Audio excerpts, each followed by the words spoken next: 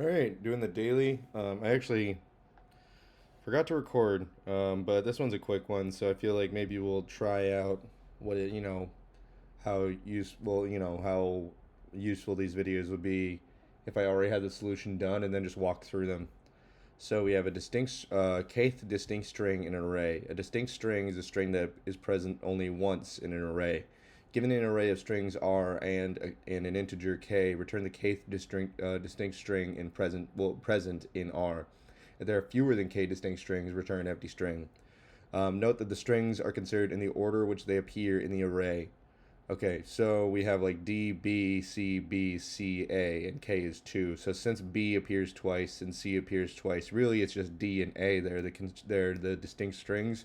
And so we get the second one, which is A. So it's really index K minus 1.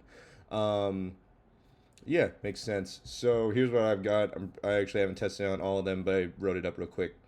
Um, so my solution, I've been getting advice to use more maps. So used a map here because I think that'll the so the intuitive solution I was thinking of was okay. So really, it's just you remove the duplicates and then work with that list. But as we've talked about before, the problem with removing from a list is that it takes forever. If we have one, two, three, four, and then we remove one, you don't just have two, three, four. You have two, three, four after moving two to the one spot and three to the two spot and four to the three spot. So it's all of those operations happening every single time you want to remove something, and you're probably going to want to remove a lot of things one at a time.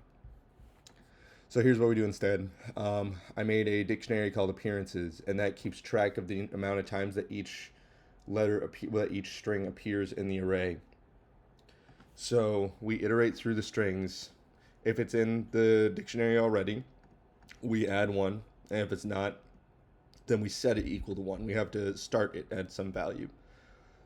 And then we go through that dictionary and we just take out all of the appearances that appear that happen, well, all of the values that only appear once, and then we append that to a new array called distinct strings, and then we check to see that there are enough distinct strings that we can return the k distinct string before we return k minus 1, since it's remember k equals 2 gets the second one, so really it's the first index, so we have to do k minus 1, and then we say return an empty string otherwise. Let's see if that works.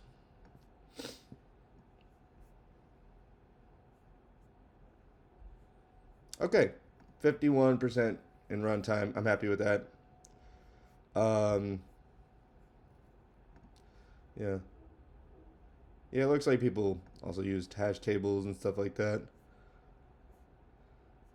Um, yeah, this is exactly how many times? Well, this is exactly my solution as well, pretty much.